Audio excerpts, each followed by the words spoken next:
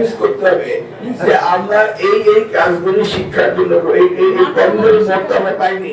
আমার শ্রদ্ধেয় শিক্ষকগণ এবং আমার সাথে আছেন মাননীয় প্রতিমন্ত্রী আসসালামু আলাইকুম।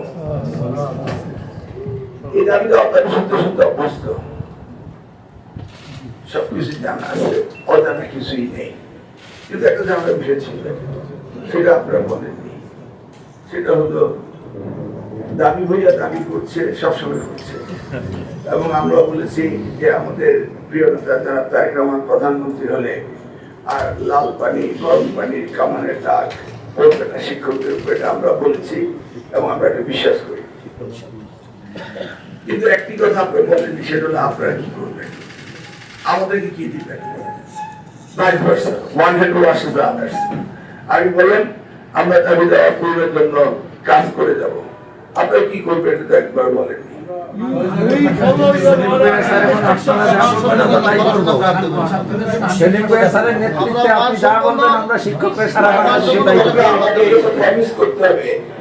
আমরা এই কাজগুলি শিক্ষার জন্য এই কর্মের মত আমরা পাইনি।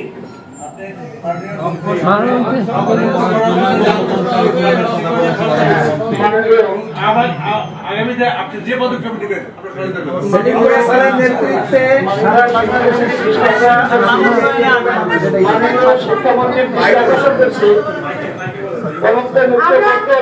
আমরা বাংলাদেশকে শিক্ষক হিসেবে সুন্দর জাতীয় রাখবো ইনশাআল্লাহ। কলঙ্কমুক্ত করতে হলে আপনাকে প্রথমে বর্তমান যে শিক্ষা ব্যবস্থা এনটিএসসির মধ্যে হয় ৬০,০০০ জল সনদ আছে। আমি ৪ বছর ধরে আন্দোলন করছি রাজপথে আওয়ামী লীগের বিরুদ্ধে। আবার আপনি চলে গেলেন পুরো